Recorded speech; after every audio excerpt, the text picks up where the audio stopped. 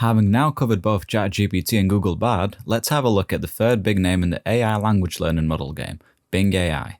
Each of the three has its own pros and cons, but perhaps the most versatile and well-rounded one is Bing AI. The reason we say this is that it has the ability to search the web whilst also being powered by ChatGPT. It provides clear and concise answers. With this out of the way, let's have a look at how we can access Bing AI and how you can use it to get the most out of it.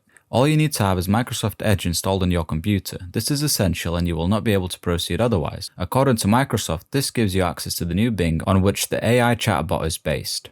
If you are using a computer that has a Windows operating system, this often comes pre-installed, but if you need to download it, simply type in Microsoft Edge download on any search engine and it will for sure be the top result. Now choose your operating system and click on download, then follow the simple instructions on the screen, which are rather effortless and awfully familiar. Okay, now that we have Microsoft Edge installed and ready to go, let's go to bing.com and at the top you will notice the chat button. Don't hesitate and click it. Now you have the power of Microsoft and ChatGPT's love child at your fingertips. Let's see whether it lives up to the hype. It's completely free and as mentioned before, it runs on OpenAI's popular ChatGPT 3.5 version, but it also has access to browse the web for you. So one of the differences in the interface is that Bing allows you to tailor your answers to the question. In this box here, we have an option for Bing to either be more creative, which could be used if you wanted to write a short story with characters of your choice, or you can keep it balanced if you're looking for a general question answer, but want both exact information as well as understandable answer. You can also pick the precise mode, which will focus on the details, and this can be particularly useful when focusing on work-based tasks, for example writing code for a new website that you are trying to create. Now you can always change this based on your needs.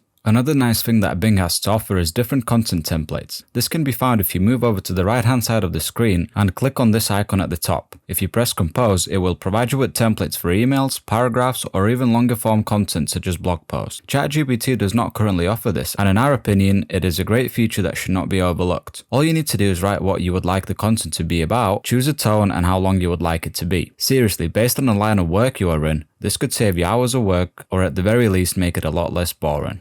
We're keeping things simple here and asking our friend, who of course does not know we exist, Elon Musk, for a small favour. We're not being serious, therefore we will choose a funny tone, as it is simply an example of how this can work when you just want to mess around a little. Here's the full email it wrote to Elon. Feel free to pause the video if you would like to read it. Now we can copy this draft, or if we're not happy with it, we can choose to expand it, change the format, or as Bing puts it, add more humour. Bing AI is like Play-Doh. Mold it to the shape you want it to be.